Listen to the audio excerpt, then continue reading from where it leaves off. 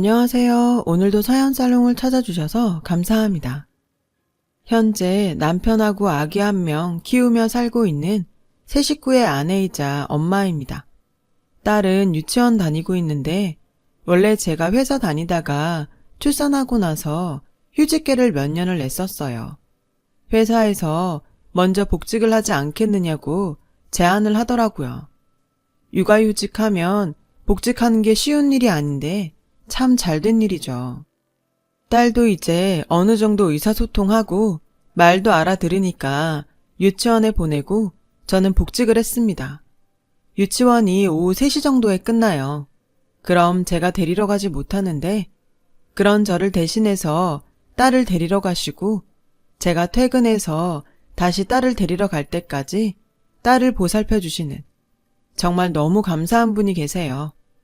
바로 제 시아버님이십니다. 시어머니는 몸이 좋지 않으셔서 남편 21살에 먼저 돌아가셨고 하나뿐인 아들만 보고 사시다가 손녀를 보신 게 정말 행복하시대요.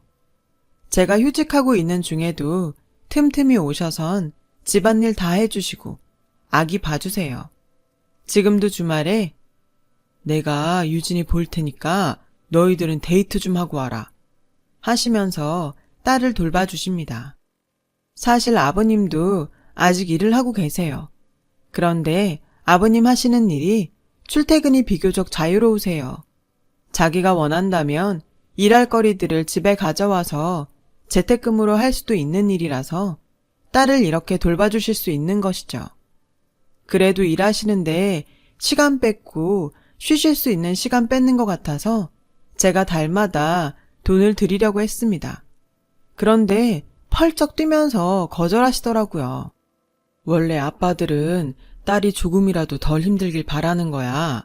내가 손녀딸 재롱 보려고 그러는 것도 있지만 가장 큰 이유는 우리 딸내미 힘든 거 덜어주려고 그러는 거니까 거기에 대해서 너무 마음 무겁게 가지지 말어.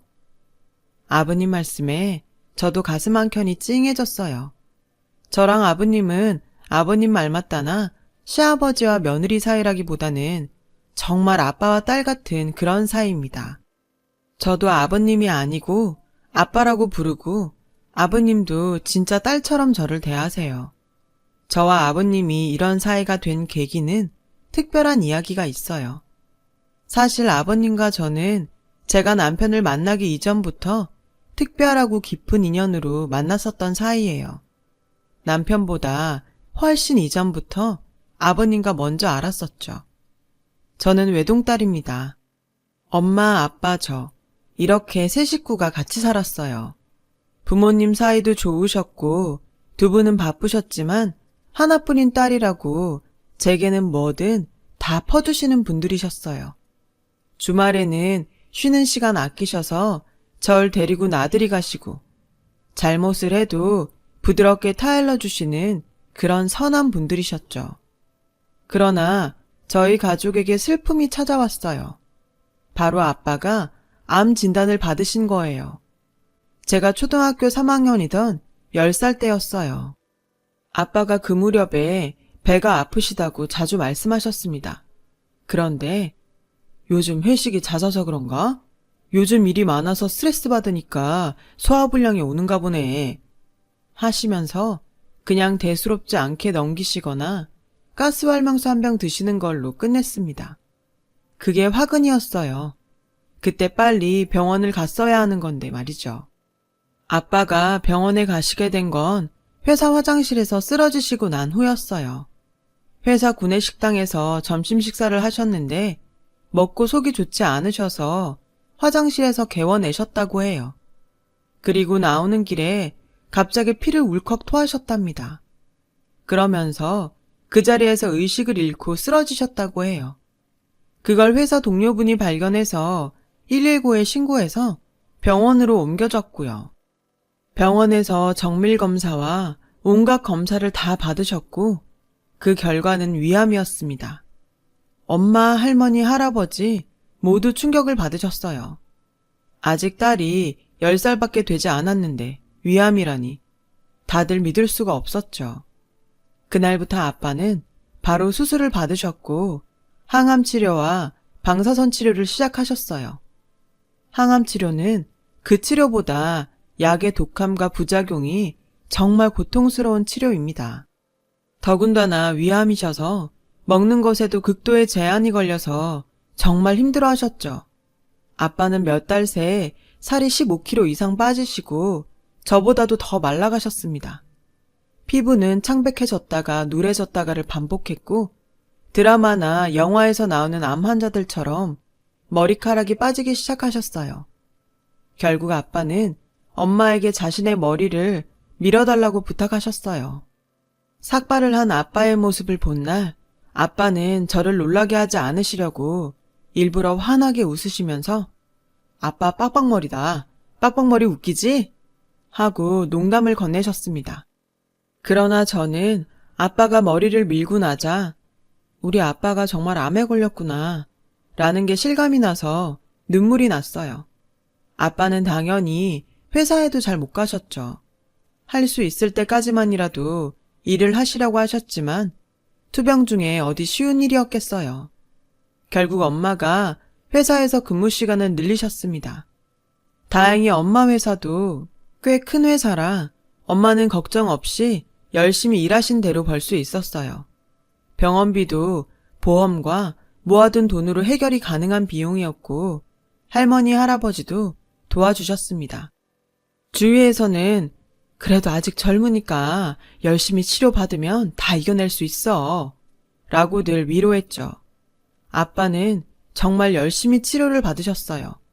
위를 반 이상 드러내는 끔찍한 수술과 독하디독한 항암 치료를 건디시면서도 늘 저를 챙기셨고 저를 사랑해 주셨던 우리 아빠였어요.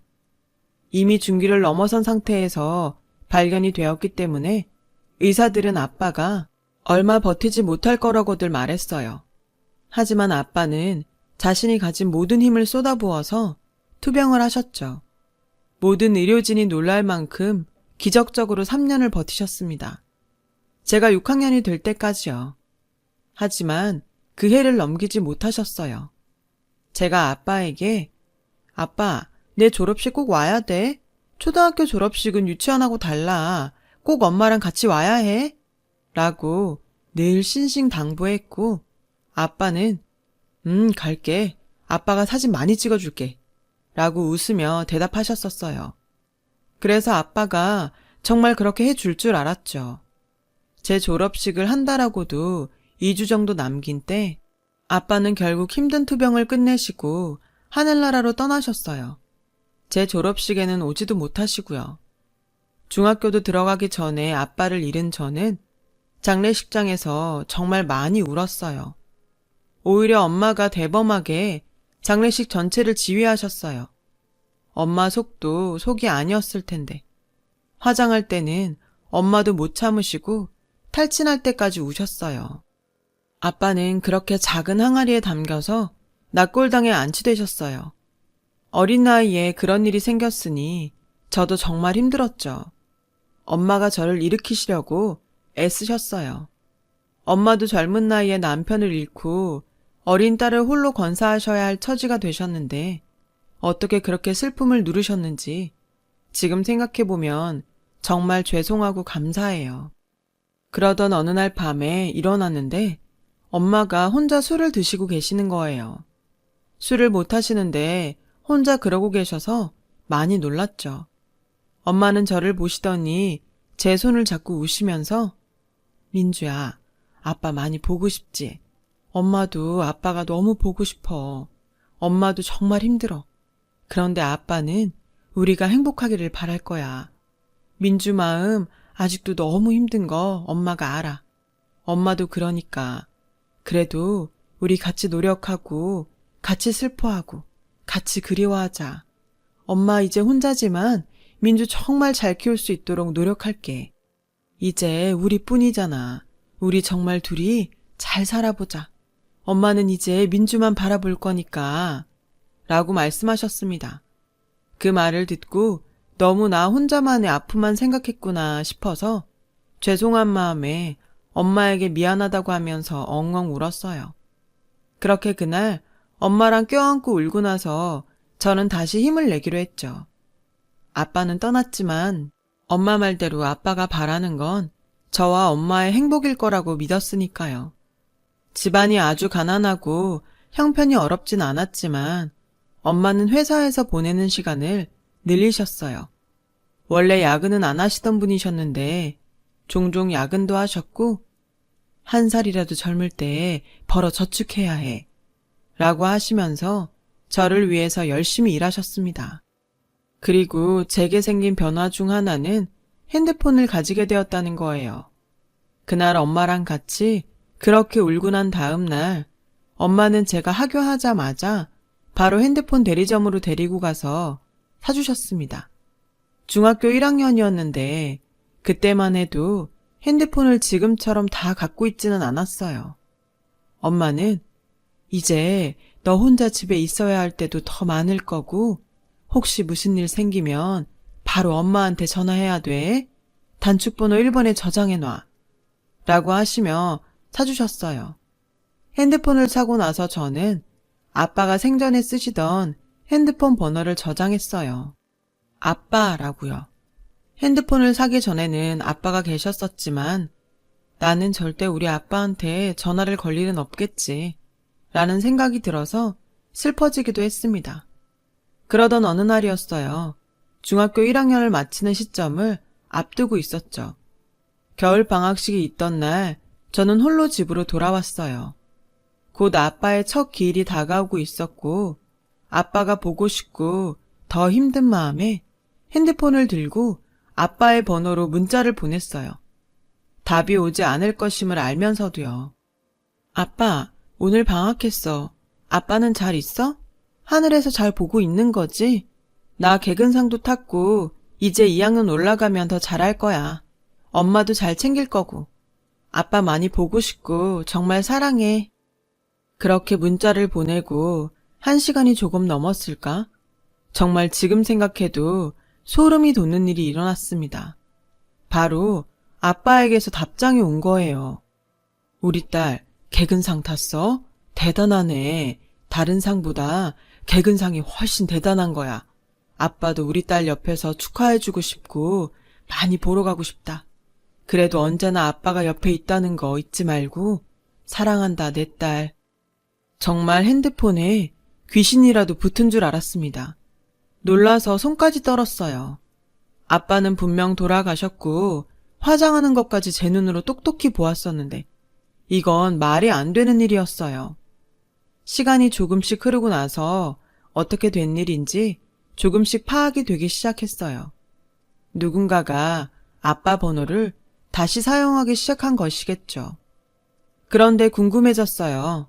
왜 낯선 문자를 보고도 아빠인 척 이렇게 답을 해준 것인지요. 그런데 사실 그런 궁금증은 아무런 상관이 없었어요. 아니라는 걸 알면서도 순간적으로 그 답장을 보고 정말 아빠가 보내준 것 같은 기분에 설레고 두근거렸었거든요. 그냥 마음속으로는 정말로 아빠가 하늘나라에서 보내준 답장이라고 믿고 싶었던 것인지도 모르겠어요. 그때부터 아무에게도, 심지어 엄마에게도 말하지 않는 저만의 비밀 문자는 그렇게 시작되었어요. 그 후로부터 일주일 정도 후에 혹시나 하는 마음으로 다시 아빠에게 문자를 보내보았습니다. 아빠, 나 방학 숙제하기 너무 힘들어. 라고요. 그러자 답장으로 그랬어 우리 딸 숙제하기 힘들겠다. 그래도 힘내. 아빠가 응원하고 있으니까. 화이팅! 이라고 왔어요.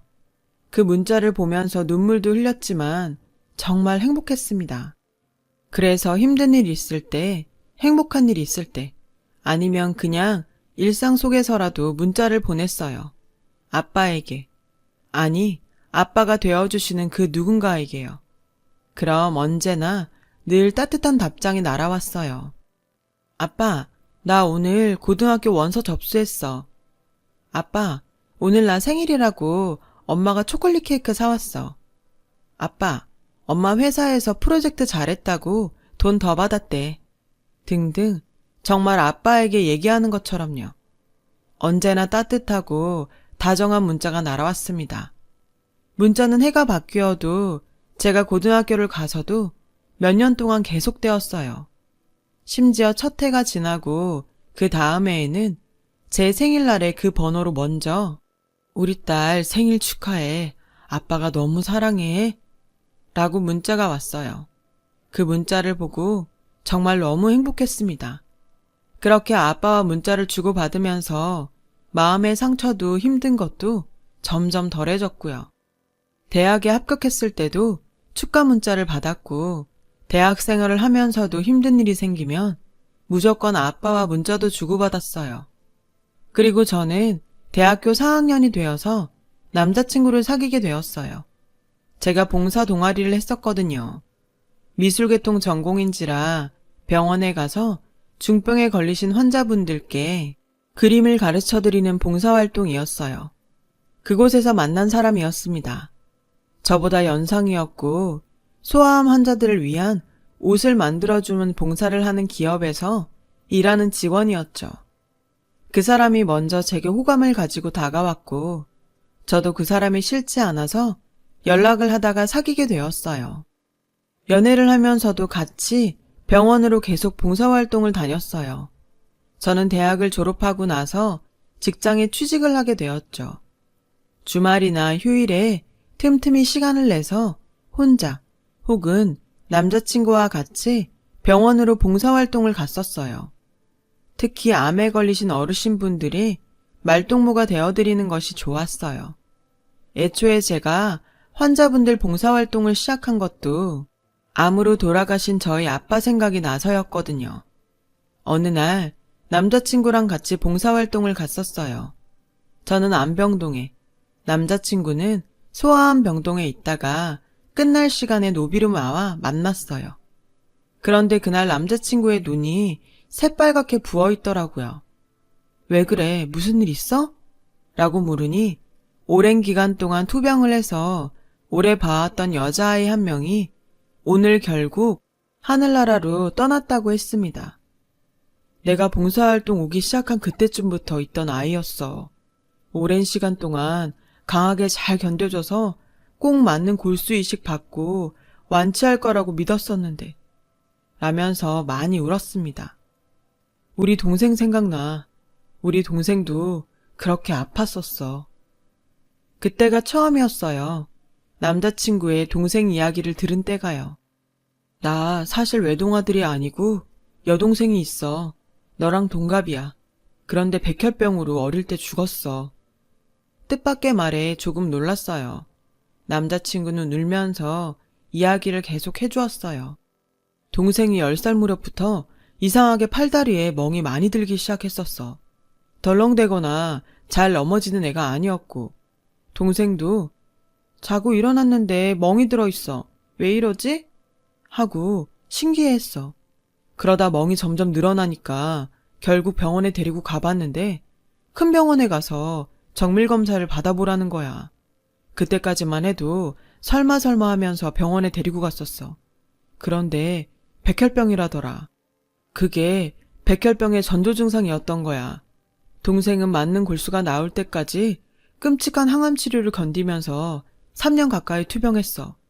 머리가 너무 빠지니까 삭발을 해야 했는데 절대로 그건 싫다고 엉엉 울던 모습이 아직도 눈앞에 선해. 착한 아이였어. 항암 치료하면서도 엄마 아빠 걱정만 했었거든.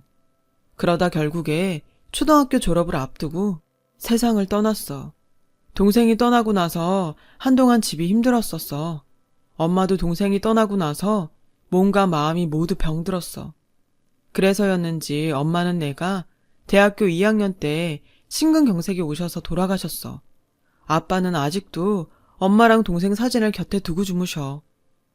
남자친구의 이야기를 들으면서 저도 하염없이 눈물을 흘렸어요. 사랑하는 가족이 끔찍한 병에 걸려서 아파하고 힘들어하고 결국에는 세상을 떠나버리는 걸 보는 것이 얼마나 고통스러운 일인지를 저도 잘 알고 있었으니까요. 그래서 저도 남자친구에게 제 아빠 이야기를 하게 되었어요. 그렇게 건강하던 아빠가 암 판정을 받고 괴로운 항암 치료를 견뎌내고 꼬챙이처럼 말랐던 모습을 지켜보다가 결국에는 아빠를 떠나보내야 했던 그 이야기를요. 우리가 세상에 살아서 열심히 행복하게 사는 게 먼저 간 우리 아빠랑 오빠 동생을 위한 최선의 길일 거야. 우리 열심히 살자. 두 사람은 떠났지만 아직 여기 아이들이나 어르신들처럼 그 병 때문에 힘들어하는 사람들은 많으니까.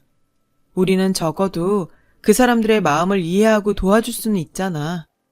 저는 남자친구를 그렇게 위로해 주었고, 남자친구도 힘든 시간이었을 텐데 어머니랑 둘이서 고생이 많았어. 잘 견뎌줘서 고마워. 라고 말해주더라고요. 그 이야기를 나누면서 서로를 위로하고 난 후 저와 남자친구는 더욱 더 가까워졌어요. 그리고 마침내 2년이 다 되어가는 무렵에 저는 남자친구에게서 결혼하자는 청혼을 받게 되었어요. 저는 당연히 기쁜 마음으로 결혼하겠다고 승낙했고요. 결혼을 하기로 하고 준비를 시작하면서 가장 먼저 남자친구를 엄마에게 소개시켰어요. 엄마, 나 만나는 사람 생겼어. 라고 말은 했었는데 엄마에게 인사시켜 준 적은 한 번도 없었거든요. 엄마가 먼저 데려오라고 한 적도 없었고요. 엄마는 네가 준비되면 그때 소개시켜줘. 라고 부담을 주지 않으셨어요. 엄마, 그 사람이 나한테 결혼하자고 해서 내가 결혼하겠다고 했어.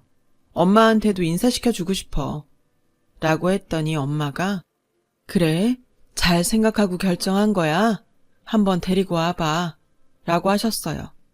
남자친구는 집에 들어와서 엄마와 짤막한 인사를 나누자마자 곧바로 큰 절을 올렸습니다. 어머니, 혼자서 민주 키우시느라 고생이 정말 많으셨어요. 민주 같은 여자랑 결혼하게 되어서 정말 감사하게 생각하고 있어요. 앞으로 어머니도 제 어머니라고 생각하고 모시면서 민주랑 같이 행복하게 살겠습니다. 그 말을 들으신 엄마는 곧바로 이 친구 괜찮은 친구네 라고 한마디 하시고는 바로 상견례 날짜 잡고 빨리 준비하자. 그렇게 적극적으로 제 결혼을 추진하셨죠. 그 다음은 아버님이었어요. 저는 한껏 긴장한 상태로 아버님과 남자친구가 사는 집으로 갔어요. 아버님은 체구는 작으셨지만 온화한 인상이셨고 저를 웃으시면서 따뜻하게 맞아주셨어요. 그리고 제 손을 꼭 잡아주시면서 우리 집안 식구가 되어줘서 고마워요. 잘 부탁해요. 라고 말씀하셨습니다. 그렇게 남자친구랑 저는 하루하루 피곤하지만 행복하게 결혼 준비를 하기 시작했어요. 각자 외동인 상황이었고 양가 부모님도 한 분씩밖에 없었기 때문에 예단비조차 많이 생략되었습니다. 그래서 그 돈은 모아뒀다가 엄마랑 아버님 여행이나 한번 보내드리자고 말을 했었고요. 그렇게 결혼 준비를 하나하나 하던 중 청첩장을 받게 되었어요. 주위 친구들과 지인들에게 청첩장을 돌리다 문득 그런 생각이 들었습니다. 지금까지 얼굴 한번 보지 못했지만 늘 저에게 아빠의 마음을 알려주었던 그분이 생각이 난 것이죠. 그분께도 결혼한다는 소식을 알려드리고 가능하다면 결혼식에도 초대를 하고 싶었어요. 직접 얼굴을 뵙고 정말 감사합니다. 덕분에 제가 힘든 시절을 잘 넘길 수 있었어요. 그렇게 감사 인사를 전하고 싶었죠. 그래서 문자를 보냈습니다. 아빠, 나 결혼해요. 그래서 아빠가 결혼식에 와줬으면 해서요. 청첩장을 드리고 싶은데 혹시 만나뵐 수 있을까요? 라고요. 답장을 기다리는 동안 정말 너무너무 떨렸어요. 그리고 마침내 답장이 왔습니다. 우리 딸이 결혼해? 정말 축하해. 좋은 사람한테 가는 거지? 아빠도 너무 궁금하네. 그래, 아빠도 우리 딸 청첩장 한번 구경하자. 라고요.